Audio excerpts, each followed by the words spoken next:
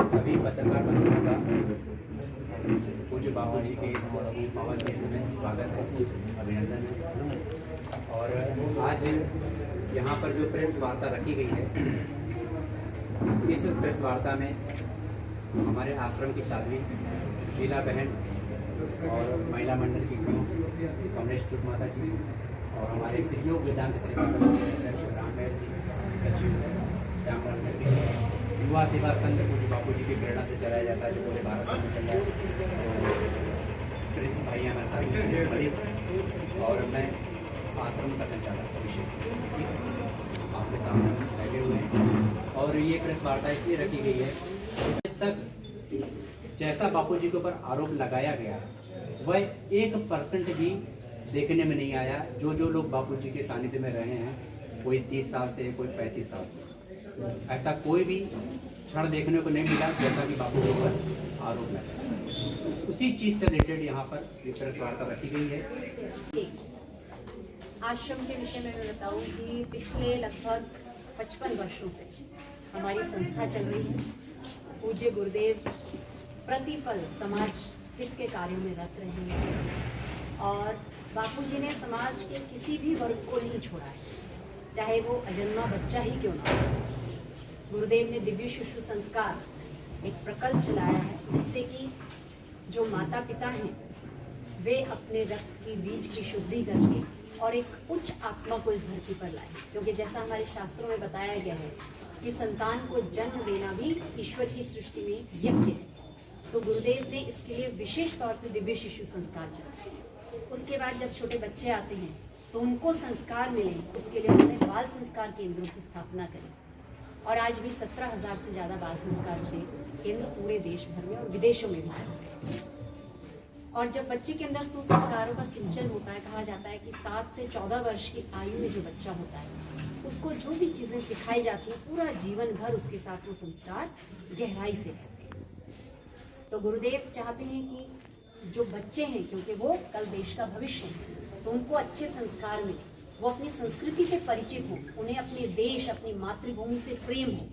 क्योंकि यदि हम ये सोचें कि हमारी संस्कृति को बचाने के लिए कोई विदेशों से आएगा तो ये तो बिल्कुल हास्यास्पद बात है। तो आज आपका और हमारा ये कर्तव्य बनता है कि आज की जो बाल पीढ़ी है उसको हम अपनी संस्कृति से परिचित करवाएं, अपने शास्त्रों से परिचित करवाएं और उनके जीवन में भी वो मानवीय संवेदनाएं हो, गरीबों के लिए प्रेम हो, निरक्षर को साक्षर बनाने की उनके अंदर भी एक धड़क हो और जो अच्छे अच्छे सद्गुण होते हैं उनके जीवन में आए, जिससे कि उनका जीवन उज्जवल बने।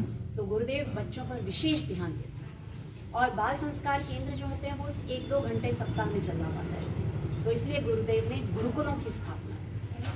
और जब गुरुकुलों की स्थापना हुई, मैं आपको बताना चाहूँगी कि उससे पहले तक 30-35 वर्ष हो गए थे, किसी ने कभी आवाज़ नहीं उठाई। लेकिन जब गुरुकुलों की स्थापना हुई तब जाकर के क्रिश्चियन मिशनरियों को लगा कि यदि गुरुकुल स्थापित हो गए तो हमारे कॉन्वेंट स्कूलों की जड़ें खोखली हो जाएंगी। और जब गुरुकुल स्थापित होने के 4 साल के बाद बोर्ड के 100% रिजल्ट आने लगे, और मैं आपको बताऊं अहमदाबाद गुरुकुल में आप रिजल्ट्स उठा के देख सकते हैं बोर्ड के 10वीं क्लास में 3 साल तक लगातार गणित में हैट्रिक रही बच्चों की, 100 में से 100। और जब इस चीज़ को लोगों ने देखा तब वो अंदर से कंपायमान हुए और हमारे गुरुकुल के 4 छात्रों को दर्दनाक रूप से मार दिया गया, जो सारी दुनिया के सामने। और बाद में जब पता लगाया तो यही पता लगा कि पीछे क्रिश्चियन मिशनरी के हाथ में 2 बच्चे छिंदवाड़ा गुरुकुल के, 2 बच्चे अहमदाबाद। लेकिन ये तो हमारे गुरुदेव हैं कि आज भी अडिग हैं, आज भी अपनी संस्कृति के लिए खड़े हुए हैं। भले उनको कारागार में डाल दिया गया षड्यंत्र करवा कर, लेकिन हमारे गुरुदेव आज भी उनका जीवन अपनी संस्कृति के लिए, सनातन धर्म के लिए है, भारत भूमि के लिए।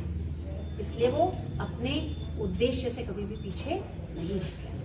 और बहुत सारे प्रलोभन दिए गए हैं गुरुदेव को कि आप इतने लाख रुपए दे दीजिए, इतने करोड़ रुपए दे दीजिए, ये कर दीजिए, हम आपको छुड़वा देंगे। लेकिन गुरुदेव कहते हैं कि मेरे जो अनुयायी हैं वो सब के सब अपनी पसीने की कमाई से 1-1 रुपया बचा करके धर्म की स्थापना में खर्च करते हैं, तो वो पैसा ऐसे ही फिजूल खर्ची में नहीं जाएगा। और आज भी गुरुदेव कटिबद्ध हैं अपनी सनातन संस्कृति की रक्षा के लिए। उससे आगे गुरुदेव ने महिलाओं के लिए भी बहुत कुछ किया। पिछले 50 वर्षों से गुरुदेव ने कई अनेकों महिला आश्रम खोले हैं और बहनों को सुसंस्कृत करने के लिए, अपने अध्यात्म की जानकारी देने के लिए चले स्व की ओर शिविर चलाए जाते हैं। चले स्व की ओर क्या है? स्व मतलब अपनी आत्मा, ताकि हम अपने निज को जाने, जो मनुष्य जन्म का लक्ष्य है। क्योंकि मनुष्य जन्म ही ऐसा जन्म है जिसमें हम अपने आप को जान सकते हैं और इसीलिए सर्वश्रेष्ठ बताया गया है। क्योंकि और किसी जन्म में, किसी भी योनि में, किसी भी प्राणी को स्वतंत्रता नहीं होती है सोचने की, अपने निर्णय लेने की, या अपने खान पान को चुनने की, अपनी जीवनचर्या को चुनने की। उनकी जीवनचर्या ईश्वर फिक्स करके भेजता है। लेकिन एक मनुष्य है जिसको बुद्धि मिली है, वो स्वतंत्र है अपने निर्णय लेने में कि उसको क्या खाना है, क्या नहीं खाना, कब जागना है, कब सोना है, कैसे उसको अपना आचार विचार रखना है। और इसी का ज्ञान गीता जी में दिया गया है। अभी 14 तारीख को गीता जयंती भी आ रही है। तो गुरुदेव के आपने देखे होंगे सत्संग हमेशा होते हैं गीता भागवत सत्संग। तो गुरुदेव जनों सब में जागृति लाना चाहते हैं भारतवासियों में कि हम अपनी संस्कृति को पहचानें, अपनी संस्कृति से प्रेम करें। ये जीवन यदि हम जिए तो अपने हिंदुत्व के लिए जिए, अपनी सनातन संस्कृति के लिए जिए। क्योंकि लॉर्ड मैकॉले जब इस देश में आए थे तो उन्होंने षड्यंत्र रचा, क्योंकि पहले उन्होंने खोज की तो उनको लगा कि हम भारतवासियों की जीत नहीं हासिल कर सकते। तब उन्होंने जब पूरे देश भर में अपने गुप्तचरों को भेज करके पता लगाया तो उन्हें लगा कि जब तक हम इनकी संस्कृति की जड़ों को नहीं हिलाएंगे तब तक ये लोग हमारे काबू में आने वाले नहीं हैं, क्योंकि इन सब में आपसी प्रेम है। गुरुदेव ने ब्रह्मचर्य पर पूरा बल दिया है शुरुआत से, क्योंकि हमारे शास्त्रों में ब्रह्मचर्य की महिमा को गाया गया है। और यदि ब्रह्मचर्य मजबूत होगा अपने युवाओं का, तभी तो अच्छी उच्च आत्माएं आएंगी इस धरती पर, तभी तो भारत विश्वगुरु बनेगा, पूरे विश्व का नेतृत्व करेगा। क्योंकि पहले भी भारत को सोने की चिड़िया कहा जाता है। तो सोने की चिड़िया इसलिए नहीं कि यहाँ सोने की चिड़ियाएं थी, लेकिन यहाँ ज्ञान भरपूर था। यहाँ पर खोज तेज से पुष्ट युवान थे जो पूरे विश्व को मार्गदर्शन देने की क्षमता रखते थे। उनकी सोच इतनी ऊंची थी। आज भी आपने पिछले 1-2 वर्ष पहले की बात है, अमेरिका के जो राष्ट्रपति थे, जब उन्होंने सर्वे कराया उन्होंने देखा कि 90% ऊंचे पदों पे भारतीय लोग वहाँ पर हैं, चाहे वो कंप्यूटर का क्षेत्र हो, टेक्नोलॉजी का हो, इंजीनियरिंग का हो। तब उन्होंने अमेरिका के लोगों को कहा कि तुम लोग पढ़ करके आगे आओ, नहीं तो सारे उच्च जगहों पर भारतीय लोग कब्जा कर लेंगे। जबकि भारतीय बच्चे क्यों आगे बढ़ रहे हैं? क्योंकि उनके अंदर माता पिता के लिए आदर है, अपने बड़ों के लिए आदर है, गुरुजनों के लिए आदर है, उनका खान पान नियंत्रित है। शास्त्रों से ज्ञान चुरा कर उसको महत्व दे रहे हैं, उसको अपने जीवन में उतार रहे हैं। आज कोरोना काल में तो आप सब ने देखा है कि ब्रिटेन के बारे में जब अखबारों में न्यूज आई थी कि वहाँ लोग फटाफट मरने लग गए थे, तब उन्होंने क्या किया? हमारे शास्त्रों की शरण ली और उसके बाद उन्होंने देसी गाय के गोबर के कंडे को जलाया, उसकी राख को कपड़ छान किया और अपने पानी पीने का जो बर्तन था उसमें 2 चम्मच वो डालते थे और 2-3 घंटे बाद पीते थे, और उससे कितने लोगों की जानें बची। कोरोना काल में तुलसी जी के महत्व को लोगों ने पहचाना है। तो आज हम सब अपनी संस्कृति से दूर हो रहे हैं, क्योंकि मैकॉले ने ऐसी शिक्षा पद्धति यहाँ लाके रख दी कि उसने कहा था कि भले हम अंग्रेज यहाँ से चले जाएंगे ना, तो भी हम यहाँ पर काले अंग्रेज पैदा कर जाएंगे, क्योंकि इनके मस्तिष्क में घुस जाएगा कि अंग्रेजी ही महत्वपूर्ण है। लेकिन हमारे गुरुदेव क्या कहते हैं? वो कहते हैं कि अंग्रेजी एक भाषा ज्ञान के तौर पर हमें आनी चाहिए। जैसे आज विद्यालयों में जर्मन पढ़ाई जाती है, स्पेनिश पढ़ाई जाती है, ठीक है ना, अलग अलग भाषाएं पढ़ाई जाती हैं। तो गुरुदेव कहते हैं अंग्रेजी भी ऐसी आए कि अगर अंग्रेज तुम्हारे सामने खड़ा हो तो उसे भी शर्म आ जाए कि मुझे भी इतनी अच्छी अंग्रेजी नहीं आती। लेकिन हमें महत्व बुद्धि और आदर बुद्धि अपनी मातृभाषा के लिए होनी चाहिए। वो है हमारी हिंदी, हमारी संस्कृत या हमारी लोकल भाषा। आप सबके भी मन में ये प्रश्न होगा कि आखिर बापू ने इतना अच्छा किया तो लोग उनके पीछे क्यों पड़ रहे हैं? तो ये तो मैं आपको स्पष्ट बता दूं कि कोई भी जब बुलंदियों को छूता है ना, तो टांग खींचने वाले अपने आप पैदा हो जाते हैं, क्योंकि कोई भी किसी का मान सम्मान पचा नहीं पाता। और गुरुदेव ने तो फिर क्या है, जबकि गुरुदेव को अगर वो व्यक्तिगत उसमें देखो तो वो आध्यात्म की पराकाष्ठा पे है। आज भी वो एकांत में वन जंगलों में जाके अपना जीवन व्यतीत कर सकते हैं, लेकिन उनको अपने देश से, अपनी संस्कृति से प्रेम, भारत माता से प्रेम। आप और हम सब के उत्थान के लिए उस समाज के बीच में आए। वेरियन करके जो बच्चों को जन्म देने की प्रक्रिया के चक्कर में गलत ना जरूरत होते हुए भी सिजेरियन करवाने की आरंभ करी, उसके खिलाफ उन्होंने आवाज उठाई। चाहे टोल टैक्स लगा तो गरीब इंसान के लिए गुरुदेव ने आवाज उठाई। जहाँ पर धर्मांतरण हो रहा था तो गुरुदेव ने घर वापसी कार्यक्रम करवाया। इसके लिए आप खुद जाकर के देश के विभिन्न क्षेत्रों में आप पता लगाइए, खुद जाकर, चाहे वो राजस्थान हो, चाहे उड़ीसा हो, चाहे साउथ की तरफ में हो, दक्षिण भारत में हो या उत्तर भारत में हो, झारखंड की तरफ, आप पता करिए खुद जाकर के कि गुरुदेव ने कितना कार्य करा है, कितने लोगों को वापस हिंदू धर्म की तरफ लेकर चले। और आज तो मुझे अफसोस होता है कि खाली गरीब लोग नहीं, अमीर लोग भी धर्मांतरण को अपना रहे हैं। मैं आपको घटित घटना बताती हूँ। एक घर में हम लोगों ने देखा कि 2-3 महीने तक लगातार विदेश से लोग आते हैं। फिर जब उनसे बातचीत करी तो पता चला, वो बोले कि हमारे बेटे ने इंजीनियरिंग करी, लेकिन जितने पैकेज की नौकरी उसको चाहिए थी वो भारत में नहीं मिल रही थी। और इन लोगों से संपर्क हुआ, इनने इससे अच्छे पैकेज में विदेश में उसको नौकरी दिलाई। तो आज हमारी उनके साथ मित्रता हो गई और आज हम उनके एहसान के नीचे हैं। तो इसलिए जब भी ये लोग आना चाहते हैं, आते हैं, 1-2 महीना हमारे घर में रहते हैं, आसपास के इलाके में सर्वे करते हैं। ऐसे ही गरीब लोग या जो भी व्यक्ति ऐसा है जो असंतुष्ट है अपने जीवन से, ऐसे लोगों को ये ढूंढते हैं और फिर उसके बाद में उनकी जो मांगे होती है उसकी पूर्ति बड़े ही प्रेम से करते हैं और फिर इनको अपना बना लेते हैं और धीरे धीरे उनके गले में क्रॉस पहनाते हैं। तो आप बताइए कि यदि आज हम जागरूक नहीं होंगे तो अपनी सनातन संस्कृति को अजायब घर में पहुंचाने से कौन बचेगा। और उन्होंने ये देख लिया कि गुरुदेव सबसे सक्षम संत हैं इस सदी के, क्योंकि जितनी अनुयायी गुरुदेव के हैं, जितने सत्संगी गुरुदेव के सत्संग में किसी अन्य संत में नहीं है। और इसीलिए एक षड्यंत्र रचा गया विदेशियों की मदद से और मल्टीनेशनल कंपनियां भी उसमें मिली, क्योंकि जो फास्ट फूड वो लोग बनाते हैं, एलोपैथिक मेडिसिन यहाँ बेचते हैं, कोल्ड ड्रिंक्स वगैरह हैं, या आपके जो सिंथेटिक कपड़े हैं इनका व्यापार है। क्योंकि गुरुदेव तो आवाज़ उठाते हैं, कहते हैं कि कॉटन के कपड़े पहनो, केवल सूती और ऊनी पहनो। गुरुदेव तो कहते हैं कि आयुर्वेदिक दवाइयाँ ही लो। गुरुदेव तो बताते हैं कि आप फास्ट फूड मत खाओ, घर पे जो माँ सात्विक शुद्ध भोजन बनाती है वो खाओ। क्योंकि माँ जब भोजन बनाती है बच्चे के लिए तो माँ की भावनाएं होती हैं उसके साथ। माँ जब भोजन बनाती है साफ सफाई का ध्यान रखती है। माँ जब भोजन बनाती है तो वो उसको पुष्ट करती है अपने अच्छे विचारों से, शुभ संकल्पों से कि मेरा बच्चा है वो ऊंचा उठे जीवन में। तो गुरुदेव ने इन सब बातों पर खरा उठा दिया और ये चीजें उनको हजम नहीं हुई और इसलिए उन्होंने शुरू किया। तो गुरुदेव ने उसके बाद में देखिए, अब संस्कृत भाषा जो हमारी है ये आप सब जानते हो। आजकल विदेशी लोग भी कह रहे हैं कि कंप्यूटर में सबसे अच्छी भाषा संस्कृत है। तो हमारा जन्म उस भारत भूमि में हुआ है जिसपे देवता भी जन्म लेने के लिए तरसते हैं। तो आपको और हमें तो नाज होना चाहिए कि इस धरती पर हमारा जन्म हुआ है, हमें इतने अच्छे माता पिता मिले हैं, हमें इतने अच्छे संस्कार मिले हैं और हमको सर्वश्रेष्ठ सदगुरु परम पूज्य संत श्री आचाराम जी बापू जैसे संत मिले जो कि सही जीवन का मार्गदर्शन करते हैं। अब अगर आप लोगों को कुछ पूछना तो आप बता सकते हैं, क्योंकि गुरुदेव ने तो चाहे गौ माता हो, चाहे गीता जी हो, चाहे गंगा जी हो, चाहे हमारी संस्कृति हो, उन्होंने किसी के लिए भी कोई गुंजाइश नहीं छोड़ी। जी जान लगा करके हर क्षेत्र के लिए कार्य किया। और सबसे बड़ा कि गुरुदेव ने सतत 50 वर्षों से जो सत्संग दिया है, नहीं तो आप और हम माला क्या होती है भूल चुके थे, आसन क्या होता है भूल चुके थे, गुरु गीता क्या होती है भूल चुके थे। लेकिन गुरुदेव ने सबको याद दिलाया।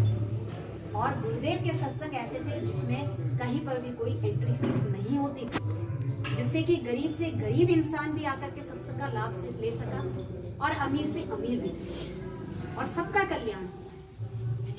आज यदि आज की युवा पीढ़ी अगर सनातन संस्कृति से परिचित हो रही है ना, तो इस सब के लिए हम आभारी हैं गुरुदेव। और आज जैसा अभी भैया ने बताया कि जो हिंदू राष्ट्र से उसके क्या है हिंदू राष्ट्र सेना के जो अध्यक्ष हैं धनंजय देसाई जी, उन्होंने जो गुरुदेव के लिए कहा है तो आप सबने सुना ही होगा। वो सीधा सीधा बता रहे हैं कि आज बापू अंदर नहीं है, हमारी संस्कृति के रक्षक को हमने बना। और अगर गुरुदेव को नहीं छोड़ा गया तो धीरे धीरे सनातन संस्कृति लुप्त होने की तरफ जा रही है। लेकिन अगर आप और हम जागरूक रहेंगे तो वो दिन दूर नहीं है कि गुरुदेव बहुत ही जल्द हम सबके बीच में, और उनका आना अति आवश्यक है, क्योंकि नहीं तो फिर जैसे अन्य 3 महान संस्कृतियां आज अजायब घरों में मिलती हैं, ऐसे ही सनातन संस्कृति भी अजायब घर में देखने को मिलेगी। और उसके लिए आपको और हमें जागृत होना होगा, क्योंकि कोई विदेश वाले नहीं आते ये कार्य करने वाले। तो हम सबको अपने अंदर को झकझोरना पड़ेगा। गुरुदेव ने तो एक चिंगारी छोड़ी है, सबके हृदय में संस्कृति के लिए प्रेम जगाया है, लेकिन आज अपना कर्तव्य तो हमें पालना पड़ेगा ना, कि हम आगे आए, अपने बच्चों को अच्छे संस्कार दें ताकि वो भी अपनी संस्कृति को जाने। नहीं तो पाश्चात्य संस्कृति ने आज ऐसा बना दिया है बच्चों को कि ना तो वो हिंदी ढंग से जानते, ना अंग्रेजी ही ढंग से जानते। I must tell you very frankly, our children do not know Hindi, our children do not know English also. When you start talking to them, they will speak half sentence in Hindi, half sentence in English, and they do not understand what they are saying. So where are we going? My question is there. Do you think we are educated then? No. We are going down even than the uneducated lot. So we have to think about it. It is time that we shake our heads. Otherwise, we will vanish.